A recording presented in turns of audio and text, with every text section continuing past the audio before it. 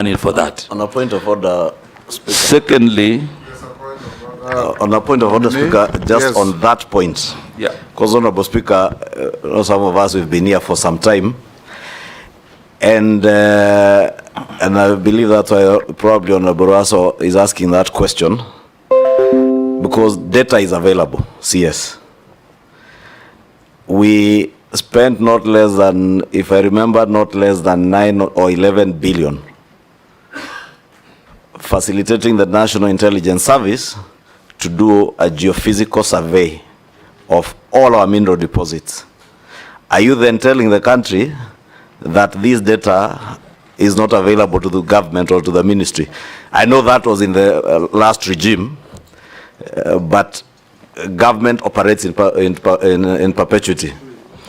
And therefore, if that data, and we spend public resources on it, and I say that because I was the chairman of the Budget and Appropriations Committee when we allocated the first 5 billion shillings for that geophysical survey. That money was under the Ministry of Mining. It was moved to the National Intelligence Service with the justification or pretext that it was very sensitive data. Are you telling us now that that data that you are told was sensitive is not available at the ministry or with government? It disappeared with the other regime. Okay. And could that be the reason why there are people who settled on mineral deposits somewhere in, you know where? I may not answer. In Transmara. I may not answer on the settlements, Mr. Speaker. I may not answer the settlements. But what I want to say is that that geo survey gave us what we call mineral occurrences, and there are 970 across the country. Mineral occurrences are indications. Like now, if you fly the plane in Tharaka, for example, they will show you, some basic information on iron ore, on lithium, and something like that. Once you do the occurrences, you need to come back and do a process we call ground truthing. Ground truthing now is the actual drilling of saying that in this area there are some minerals, coltan in Nachola, for example, in Samburu. Then ground truthing, you go back and now reconfirm. And now ascertain, is this of economic value or is something that is just for superficial? So that is the process that requires another investment. The good thing is that before I left, we have done 24 counties, and I think the technical team is reviewing data. So once you have that information, that is specific, you can now tell an investor, in Kenya, we have coltan in Darawe, in Alale, in West Pokot, of this value. Now that is the kind of information, Mheshimiwa, that we need to invest in. The second thing, the question also had blue economy. It is the same way with blue economy also. It is multi-billion, but it is not but multi-billion on arrival. It is multi-billion on your initial investment. For example, if you go to the Indian Ocean, there's a process that has to be done. You need to do stock taking, stock taking of the fish in the Indian Ocean, so that when you are negotiating also with investors, have an idea of what is there. The Indian Ocean and Lake Victoria are highly occupied also by settlements, especially Indian Ocean, you have beaches and whatever. You need also to do marine plans so that you can identify areas where you can put small pots, you can identify areas where you can put different investments. That is an investment you need to put initially before you begin now to reap the multi-billion. But I want to confirm that as a country, we are now on the right trajectory. That will be achieved with time. Now I go to the other question. The other question by Mheshimiwa Mule about Konza Technopolis. This is really a gem for young people because this is a city which is going to host the digital ideas for country. And in terms of management, the Minister of ICT is leading this special economic zone. Just like any other economic zones, the challenge is the infrastructure, the horizontal infrastructure. Already there has been discussion with the government of South Korea, and they have committed to help us in putting the infrastructure in Konza. So once the infrastructure is put in place, then we will have a good environment. Point of order, Chair. Chair, can help the CS nominee. Already the horizontal infrastructure in Konza City is done. What is being required right now is to pull investors to come and put up the factories. And what I want to hear from you, what plan do you have and incentive government need to give so that you can put the investors to Konza City to create jobs? Kenya government has already invested, and we have visited Konza City not twice, not thrice. The horizontal investment is done. What you are speaking about, Korea government has already committed to put up the technical institution in the city. What are you going to do for the new investors? He says Konza Technopolis falls under the ICT ministry, and the investment and all the plans is to make it Kenya's equivalent of the Silicon Valley. So it is not investment to manufacture clothes or shoes or those ordinary manufacturing and trade wares that we fall under him. That's what I understood him to say. Chairman, what I'm looking forward for is the intertwining of the two ministries. We know very well. Konza City, the lead ministry is ICT. But you are coming to a ministry whereby investment, trade, and industry will be under your purview, whereby government has already created the environment. And in your previous response, you said that the land and the infrastructure is required. Already there's already infrastructure done by Kenya government. It's you to intertwine with the industry, ICT ministry, to bring us the investors and to create the trade and the industries within the Konza City to create jobs. The Speaker, and Konza City is a parastatal resort under the Ministry of ICT. If I got it wrong, I got it right. Yeah. And parastatal is autonomous things that. That's what I tried to tell Honorable Mule. But he's asked the question. Let's see if Mule has that. Yeah, Mr. Speaker, I think there's no contradiction between me and the Honorable Member. Yes. When the Ministry of ICT is taking leadership, yes, we will work together to ensure that we support them and we create the necessary synergies within government to advertise Konza City, to provide support through Invest and other institutions in my ministry to ensure that then it becomes a viable. Try to speak to them. The allegations of misappropriation, Mr. Speaker, when I was governor, have not been brought to my attention. I have not heard from any government institution alleging misappropriation, whether it is EACC, whether it is DCI, whether it is the Auditor General, whether the control of budget. I am not privy to any allegations on my integrity. And he also said so that there was no evidence to that. But it's good to put the record straight. Secondly, there were issues that Mheshimiwa raised about the foreign direct investments. And part of what we will be focusing on, the special economic zones, the EBZ, is basically to inspire the foreign direct investment. Right now, I think we have Naivasha, which there are quite a number of investors who have now reported electric vehicle manufacturers are now in Naivasha. We are also doing Busia. Busia is ongoing. So, in a nutshell, what I will do, I will provide leadership to ensure this enabling environment that the government has earmarked to inspire investments. I will make sure that they come to fruition. Of course, there will be other issues that we will deal with together with Parliament, issues of taxation, issues of incentives for ease of doing business, including making sure that when investors report to Kenya, we have minimum restrictions. There's some investors when they come here, we tell them they have to do some local registration or those kind of things. But that we deal with the US Parliament to ensure that we together create an enabling environment for foreign direct investment. Mheshimiwa, when I hear you about the issue of AGOA, and not just your lecturer, but many Kenyans, are used to AGOA, which is coming to an end in 2025. And the discussion on AGOA is two fronts. One is political, and another one is economic. Political in the sense that currently there are elections in the US, and in between the Congress might not seek to discuss AGOA. However, as government, we've already made our position known as Kenya position. That our wish is AGOA to continue, and that has been put emphatically. Did the government sign a trade agreement with the US, or is not yet signed? On AGOA? No, not on AGOA. AGOA is not just about Kenya, it's about Africa. So you have to go corporate with the rest of Africa. Exactly. So I think the issue, Mr. Chairman, that I wanted to bring on board is that we all know AGOA and the deadline. The government of Kenya, through the ministry, is also in discussion with the US government for the strategic investment partnership. That is ongoing. And part of what I will be taking over upon approval by this House is to ensure that we discuss graduating this SIP into a market access arrangement and a comprehensive free trade agreement. Those are some of the things that I want to commit that we will put in the table. Once we succeed to have it as a comprehensive free trade agreement and market access, then we will have had a good transition. From AGOA to this new arrangement, but it's still on the table. There's a meeting next month on STIP, and I'm sure these are some of the ideas that we'll be leading as Kenya. The other question by Mheshimiwa George Murugaru, on I think there are a number of issues that he mentioned in some comments. It is true, we went together to Tharaka. We actually flew together to Kithiori. We saw the INO, and there are many things I want to show you, Mheshimiwa. There's an investor who is now coming into that area. That's part of the handling of how we do, but also because I'm in investment, we will work with my colleague because he's going to be putting up a value addition point in that area and immediately employ between 500 to 1,000 Kenyans in that area. So that's about the mining. The issue of raw materials, Mr. Speaker, I want to commit that we are working with our colleagues in agriculture. We will work with our colleagues in agriculture to revive the raw material crops that can support local manufacturing. And one of these is cotton. Already within the ministry, the projects generally, the Ministry of Agriculture is already providing cotton seeds in parts of the country. Mapping has been done. Engagement with county governments has already been done. And I commit to continue this conversation so that we can have raw materials for our local industries, but also for the EPZ and for export. A part of these raw materials also means sunflower, because the importation of edible oil is taking a lot of a budget, and it is the desire that we inspire local manufacturing so that edible oil can be valued here in the country, and instead of importing, we can also export to other places in Africa. I hope. Sharia, yes, you've done all of them. Sharia? Thank you, Honorable Speaker. Mheshimiwa Mbuya, the Trade Ministry, in collaboration with county governments, has been and continues to implement the county irrigation and industrial parks. In your opinion, do you think there has been enough publicity and stakeholder engagements, and what strategies or approaches will you adopt to stop these projects turning into white elephants? Thank you. Thank you, Mishi.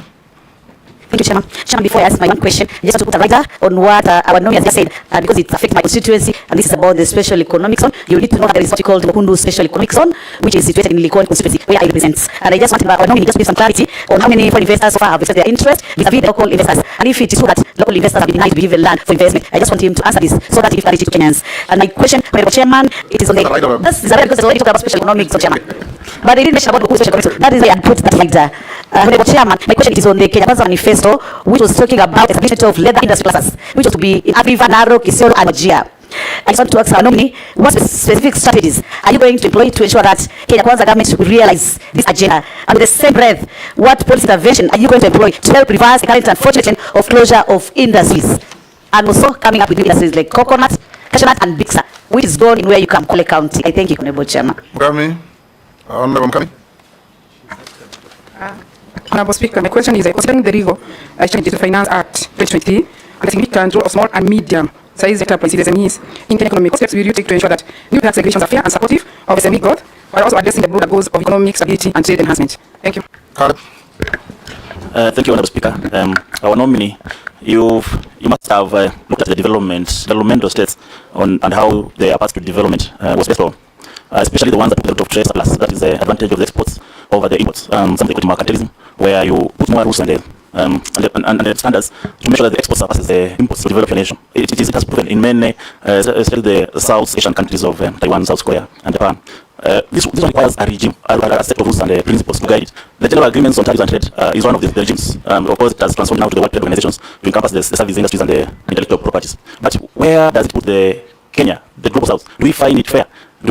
Are we guided by fair regimes of the World Trade Organizations that enable us to have this mercantilism advantage to us, the trade surplus, as a factor of development? You, as a new minister, if you are approved, which regimes and how will you maneuver through these international organizations that are always unfair to the global South? But the last which I had to raise as a point of order, but I'm going to speak. The question of economic management was very pertinent, Mr. Speaker, because I'm also aware a lot of money has been put to survey by the NIS. But most important, Speaker, is that most of the nominees we vet here, they have a lot of promise on what they're going to do. Once they get to the office, they say there's no money for implementation. But we need to them to tell us, is there even a paper you wrote requesting for funding that if this one is provided for, then this one will be actioned upon? Nominee.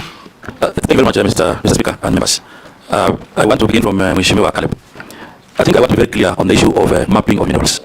As I said earlier, this process was done. The resources that were located for that activity, it was okay, it was done. Identified 970 mineral occurrences. Then the process of land shooting began, also with the budget that we had, and now 24 countries have been concluded, and it will continue. I want to be understood that on matters mining and all other areas that have been put before, these are areas that you need to do initial investment before you reap the benefit. I think that is the... Say that 3 times. Yeah, but now Mheshimiwa brought it back. That's why I'm allow me to say so it is not an issue of... the question was that clear. If there is any evidence of you requesting maybe the treasury that if we have this funding towards this project, then we're able to discover our minerals. That's that. Mr. Speaker, I didn't complain. I was giving you the concept of investing and reaping. However, all that I committed in the first vetting, I was able to do. So on that one, I can pay off on that one. The other issue about World Trade Organization and engagement with Kenya government. The World Trade Organization, in my understanding, is an organization which gives broad policy framework for countries. However, now you want to do specifics, you do negotiations specific to the area that you would like to have advantage. And therefore, I want to confirm that upon approval by this House, I will engage World Trade Organizations at the global framework level and also provide leadership on non-specific negotiations. For example, if you are doing negotiations with a certain region, then that is a specific discussion. However, the general framework has to be within the World Trade Organization framework. So the World Trade Organization may not necessarily be a hindrance, but when it comes out to specific discussions, that is when negotiators and governments have to be very careful to ensure that their national interest is upheld. And on the matters of tariffs and many others, I want to give an example. Last year, just one statement, imposing levy on clinker has been able to bring a lot of investment in clinkerization in our country. So the tariffs are being employed by government selectively and deliberately to address a particular policy implication. And I'm sure these matters of tariffs and taxes, the ministry will not just conclude. The House of Parliament will be very critical in having discussions on the kind of levies and tariffs that will apply for certain agreements, for certain products, and for certain negotiations. I think I want to commit to Mr. Speaker that the ministry, upon approval, will not make these decisions in isolation. We have National Treasury, we have National Assembly, and the matters of tariffs will be for all of us. The other question that Mheshimiwa Shurie had asked, whether the types will be white elephants. I want to confirm to you, Mheshimiwa, and this House, Mr. Speaker, that the types will not be white elephants, because if you look at all the counties, they are addressing a particular value chain. And that value chain is so dear to those counties that we cannot afford to drop the ball. So I will use all my skills to ensure that we properly engage. I will use my skills to ensure that we get the right business model strategically to ensure that the types do not become white elephants. The other question by Mheshimiwa Amishi on Dongokundu.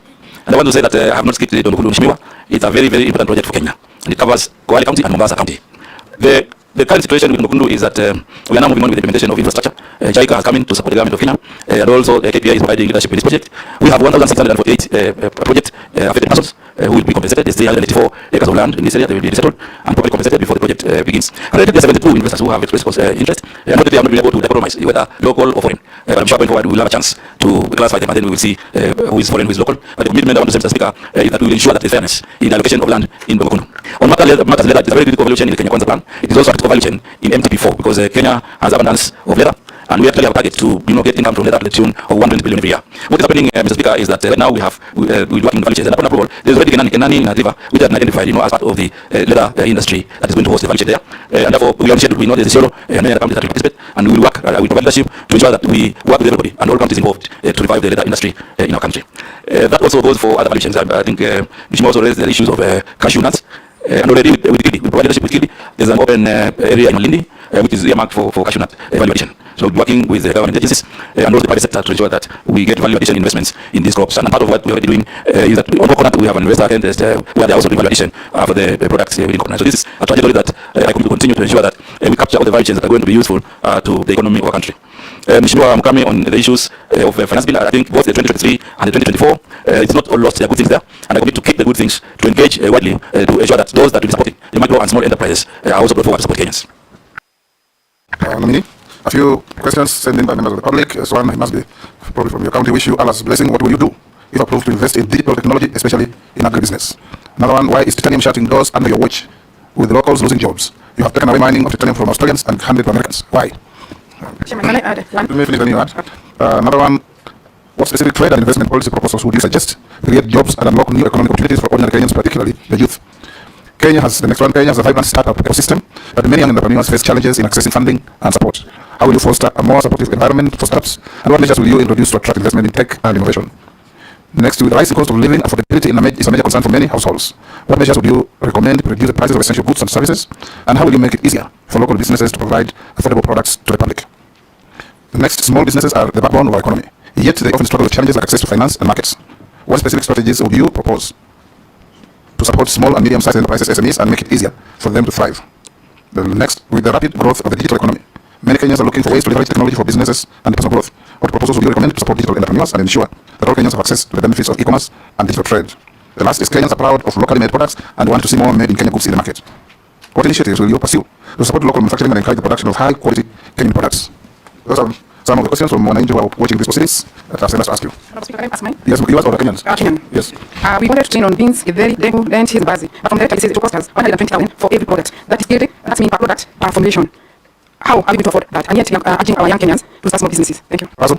Thank you, Speaker. What emerging markets hold the greatest potential for Kenyan exports, and what support is available to help businesses penetrate these markets? Mr. Speaker, yes, how will the nominee for trade ensure there is balance between the government's targeted products and the environment for investors in the countries? Because reduced taxes is one way of enhancing the environment for trade, and the way investors ensure predictable tax regime.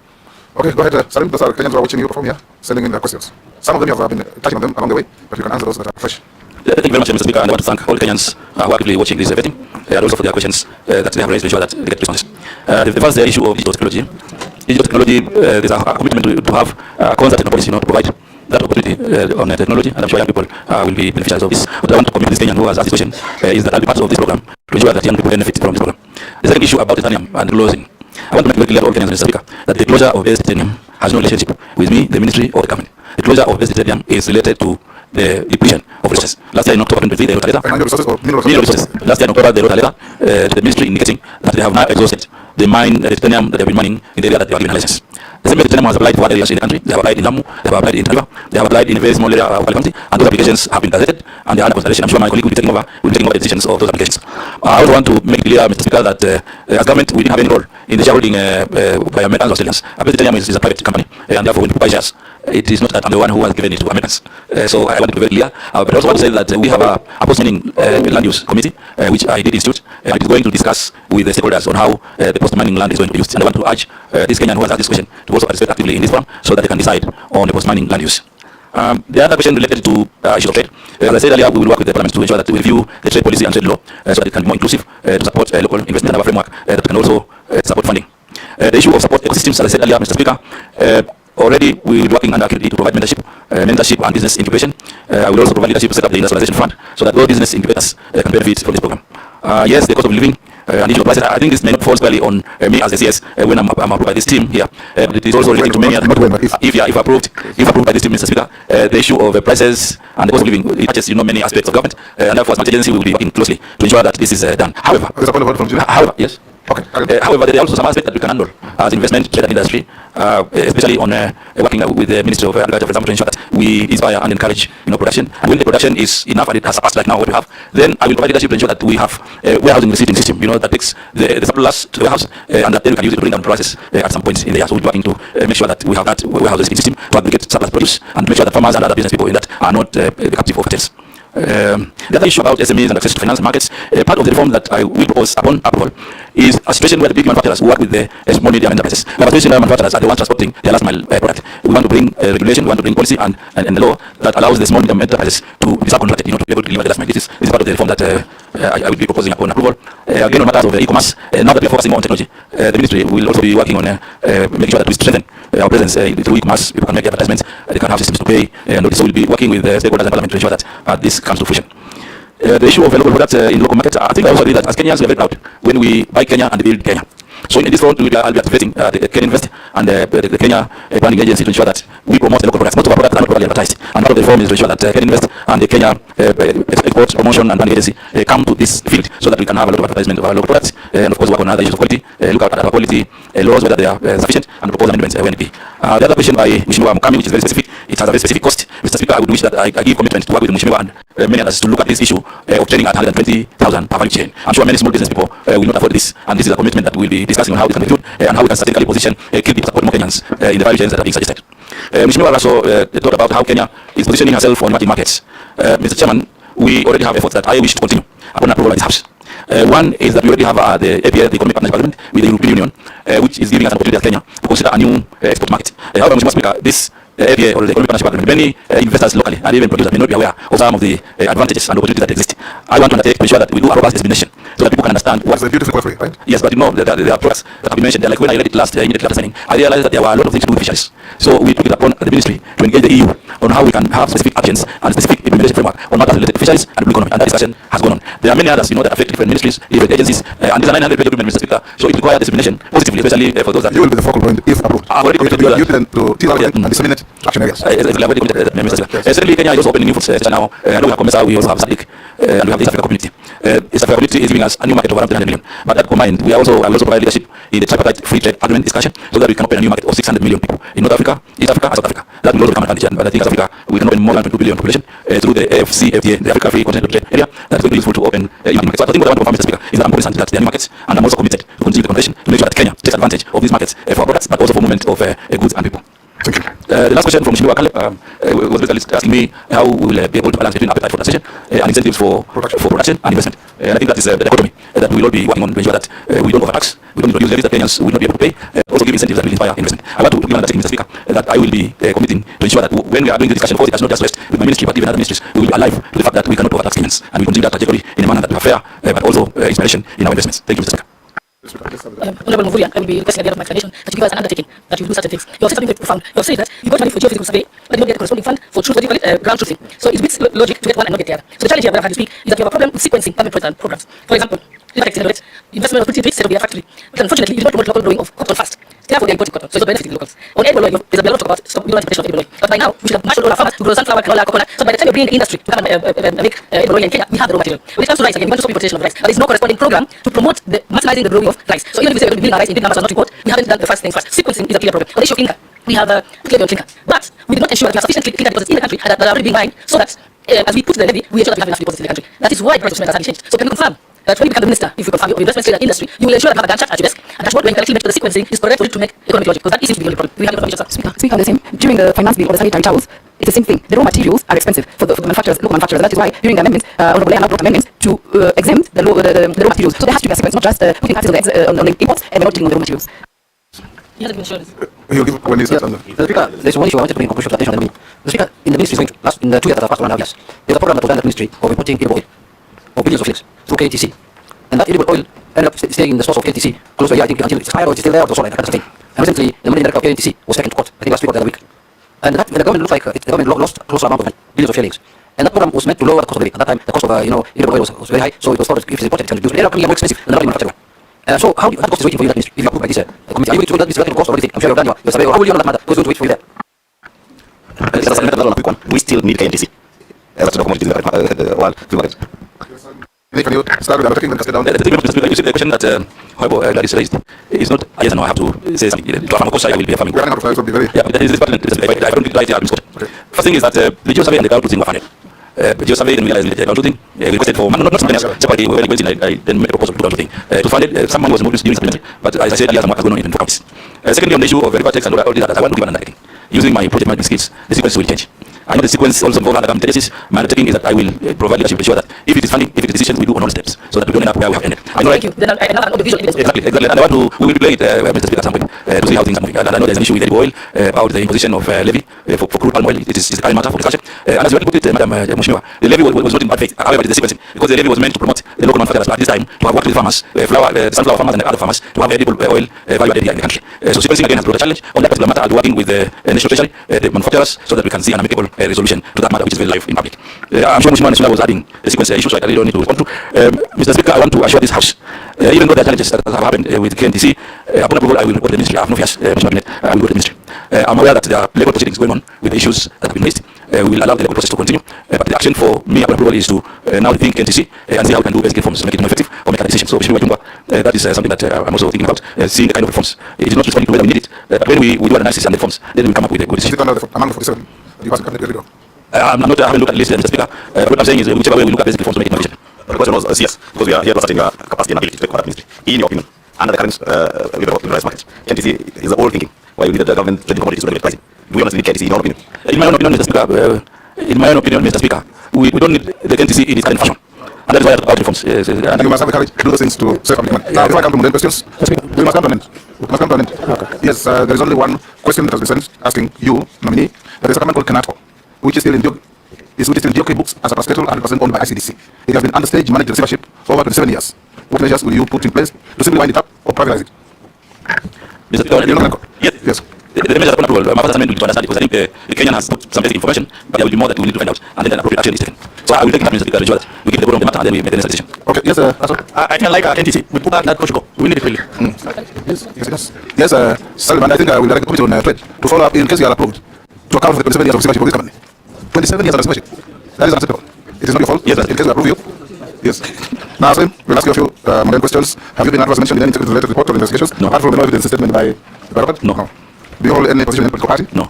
What is your net worth? 158 million. 158 million. Yeah. Made up. I've given a breakdown. Yes.